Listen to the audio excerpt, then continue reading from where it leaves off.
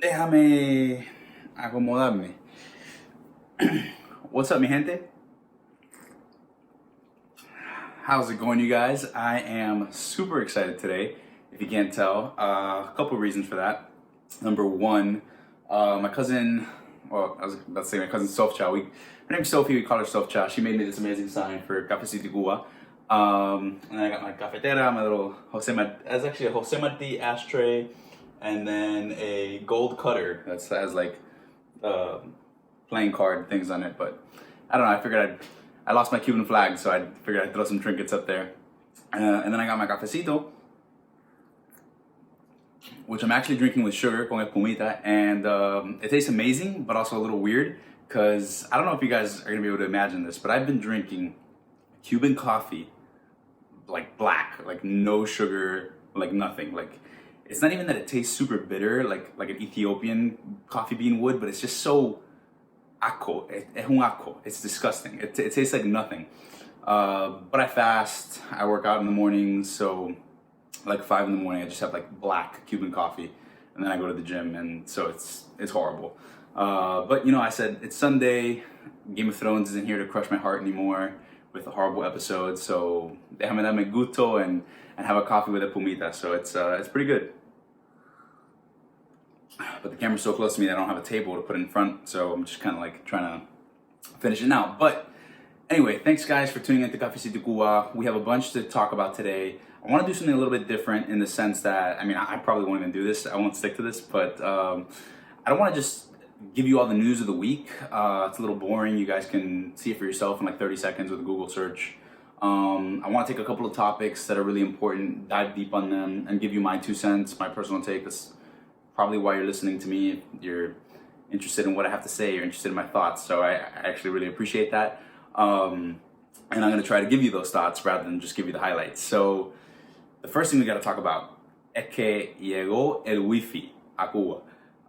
Not really, it was there before, but big development in that Cuba announced this week on Wednesday that it's going to allow private Wi-Fi networks. So this is going to be for individuals in their homes to have Wi-Fi networks, and also businesses, and they're going to be able to offer those to their Wi-Fi networks to their patrons. This could open up some people have already been talking about that this could open up the possibility for like internet cafes in Cuba, co-working spaces, which help build people up, and that's what we want to do. That's what we want to focus on, is building civil society in Cuba, and this would be an amazing thing for that. Un segundo. All right, I finished this taza. It's like 9:30 p.m. So while it's not recommended, I probably will have another taza de café before this episode is over. But yeah, so this is going to officially roll out July 29th. These private Wi-Fi networks. It was announced Wednesday. It was May 29th, so they're giving themselves 2 months. I want to go back first to not to the beginning, but back to where Cuba's internet journey really took off. And so in 2015, before 2015, if you were in Cuba, you couldn't really get on the internet anywhere unless you were in a tourist hotel. So maybe you could, but average Cubans couldn't. Or if you were in like a government center with computers. But besides that, there really was no way to just go out on the street and get on the internet. Then in 2015, they started at Dexa, and the Cuban government started putting Wi-Fi routers everywhere, like mainly in parks and things like that. And so Wi-Fi parks became really popular. I think there's like 1,200 Wi-Fi parks in Cuba, and people would go and access the internet there on an Dexa card. When they first started rolling the service out, it was kind of expensive, but now after a while, it was pretty cheap. I think when I went in 2016, it was like $2 for the hour, and now I think it's down to like $1 for an hour on a Dexa. But you guys can correct me on that if I'm wrong, but it's either like $1 or $2. But yeah, so that's what happened in 2015. That sort of took off, became very popular.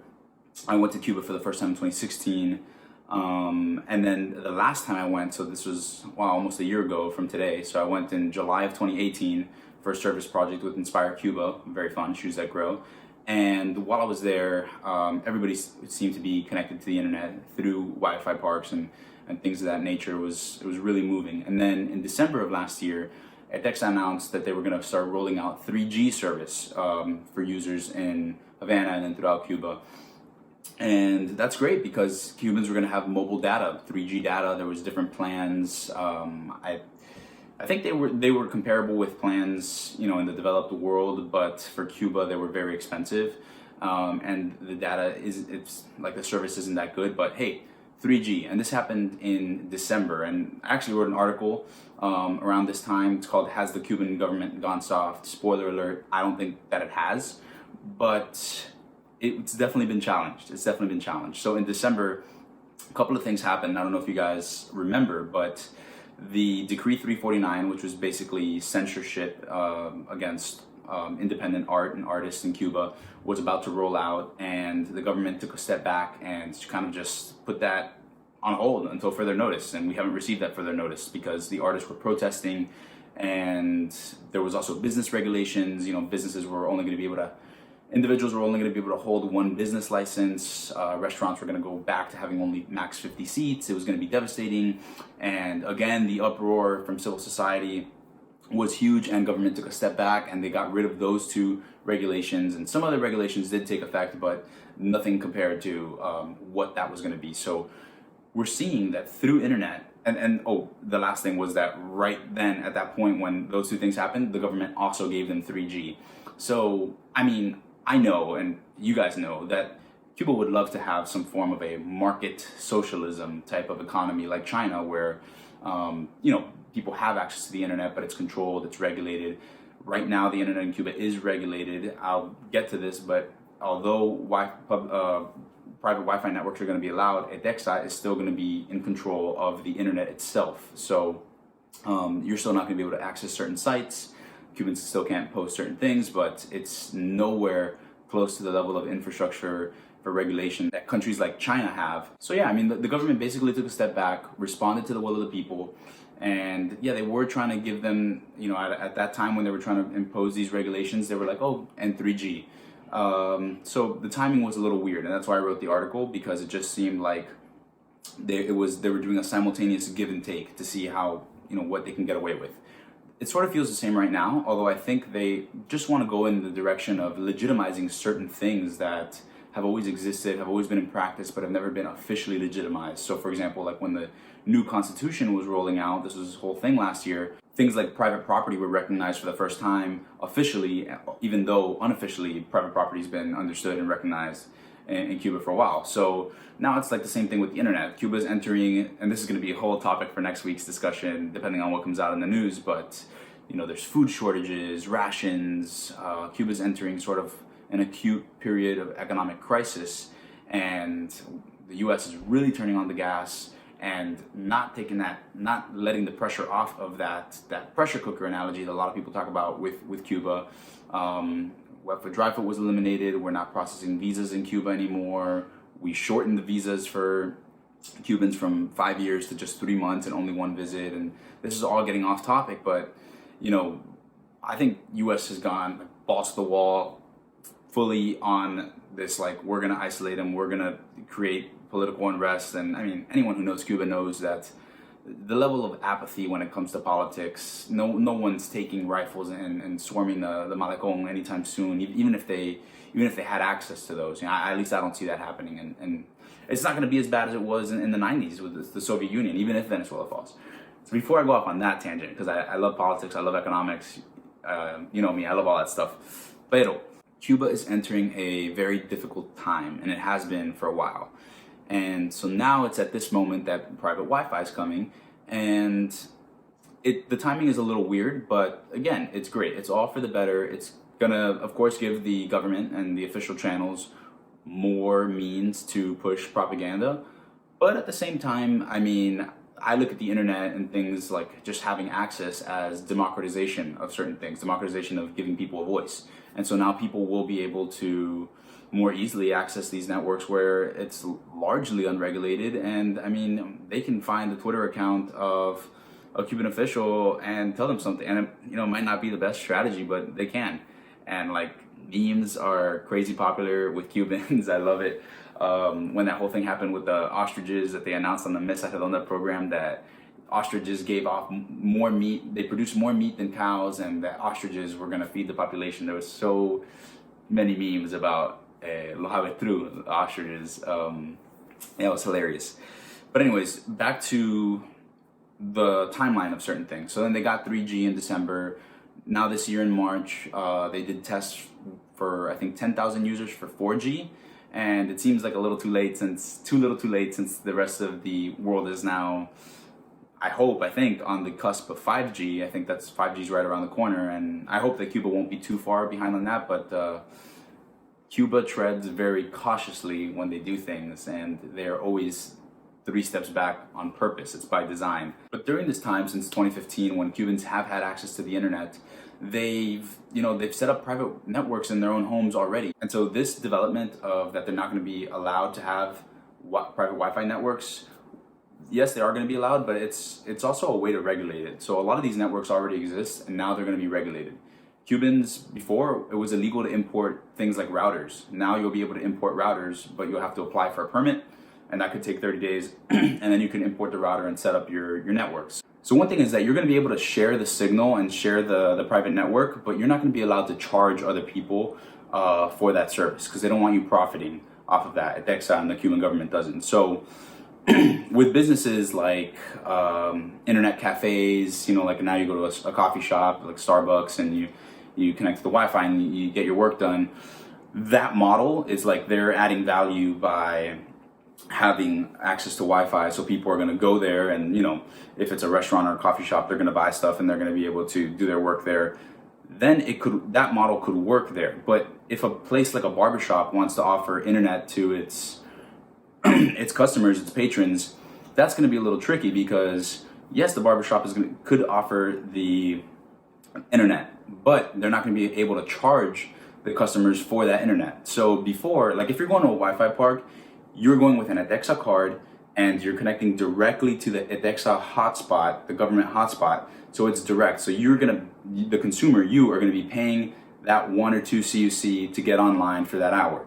However, if now with this new thing with the new networks, you're going to be connecting directly to that network, and the person who's offering that network, so the restaurant, the barbershop, they're going to be signing on to the hotspot with the ETEXA card and paying for that service in that way. And then you're going to be using the signal, so they're going to be like a middleman. So in a barbershop, yes, they could offer you internet, but they're still going to have to be paying for that hotspot on their end by the hour. So the cost is still going to be pretty expensive if this is something that you're going to be wanting to run all the time. But los cubanos siempre inventan, they'll figure something out. And this is going to I think it's going to break open a bunch of new stuff. I'm excited. I think it's a great development, and obviously it's a good thing. Internet's a good thing. You can speak your mind more freely, and yeah, they're trying to regulate it. That's what they try to do, but definitely a step in the right direction. All right, so that was like our deep dive, and I have more to say, so I know it's a long episode already, but I'm just going to keep going. So what else we got? Another thing that I feel like I'd be remiss if I just didn't talk about it. Trust me, I don't want to. You've heard about it ad nauseum probably, but the sonic attacks.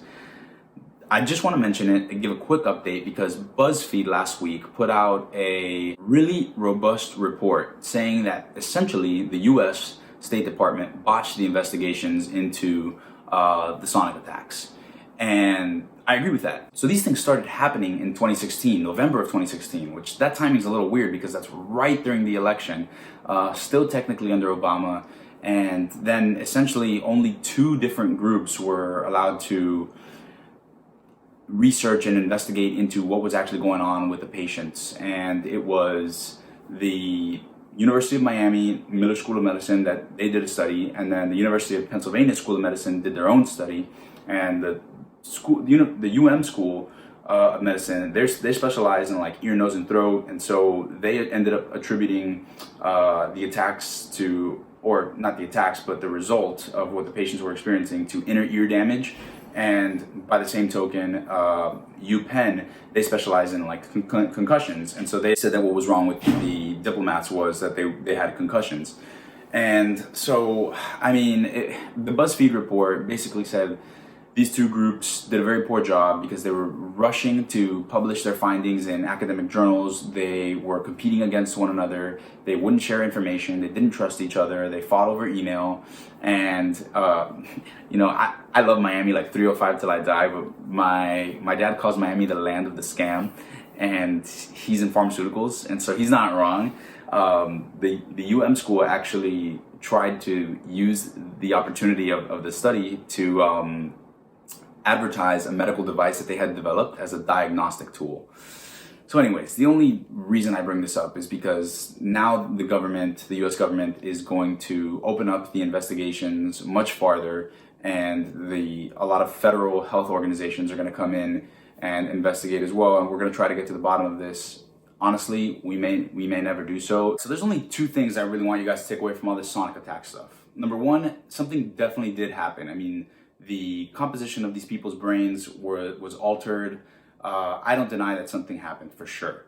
But secondly, they were definitely politicized. I mean, we took this and we ran with it. This was the basis and the scapegoat for the US's entire rollback of the opening that we had under Obama. And it was like, oh, the sonic attacks. We withdrew all personnel. We shut down visa processing services, and you guys know the rest. I mean, it was just a huge excuse, and now it's this whole thing with Venezuela, and we're going down that path, but this is sort of the thing that started it all. So something happened, but it was overly politicized. We haven't gotten to the bottom of it, and we may never do so. So that's my 2 cents on that. If you are wondering why 2 seconds ago I did not have a coffee cup in my hand and now I do, is because I went and I got myself otro café, even though it's 10 o'clock, but couldn't help myself. Don't try this at home. I feel like most Cuban Americans, my friends, can just, like me, I could chug un café and go straight to sleep. I don't know what it is. I mean, sometimes it puts me to sleep, and then that kind of just freaks me out. But yeah, so we talked about internet, Wi-Fi. We talked about sonic attacks, of course. We can never leave that out. Let's talk about Helms Burton real quick. If you are watching this, you probably follow Cuban news. And if you follow Cuban news, you've probably had Helms Burton coming out of your ears by now. So you guys probably know what it is. I'll give you a really quick background. So in 1996, the Helms Burton Act was passed, and basically it strengthened the U.S. embargo on Cuba. And there's this one part of it called Title III that what it would do is allow U.S. citizens, people who were U.S. citizens at the time or became U.S. citizens after, which is kind of weird, it would allow them to sue companies who were operating in property that was confiscated by the Cuban government that once belonged to them before the revolution, and that property was confiscated after the revolution. So kind of confusing and super weird that we would do that, because it would tie up U.S. courts. It would create really weird relationships with our allies, and that's kind of like what we've seen happening. And so that's why I just want to give you an update on what's been happening today. Another thing that happened last week was that the EU came out and said they would seize any assets that U.S. companies that were suing European companies had in the EU. So it's like saying basically, okay, if you win the case in the U.S. and you seize European companies' assets in the U.S., then we're just going to make up those losses by seizing your assets in the EU if you have any. So it puts us at odds with our allies, right? And it messes up the unified stance that we have on Guaido being the recognized interim president of Venezuela, and it could make that whole dynamic a little weird, and it's just messy. But I thought I'd give an update on that. Just wanted to touch on those developments around Helms Burton because the waters are starting to get muddy. Pero if you guys know me, you know I'm a very positive person, so I like to end it off, on a positive note. And that note is extremely positive this week because CIM, that is the Cuban Center for Molecular Immunology, actually just announced last week that they are finally ready to begin the manufacture and sale of the first lung cancer vaccine. So backtracking to last year, the Roswell Park Cancer Institute, which is actually here in New York where I'm at, and CIM announced that they were going to a joint biotech venture, the first one of its kind, to develop and test this cancer vaccine, lung cancer vaccine. So the vaccine was actually developed in Cuba, but the clinical trials were held in the US and in other places. And after a long time of testing, the drug's ready to go. So it's going to be sold, it's going to be manufactured and sold overseas. And this may be a little bit of a stretch, but technically it's not a stretch. You could say that collaboration between the US and Cuba can cure cancer. And so if that's not positive, then I don't know what is. But main things for today, guys.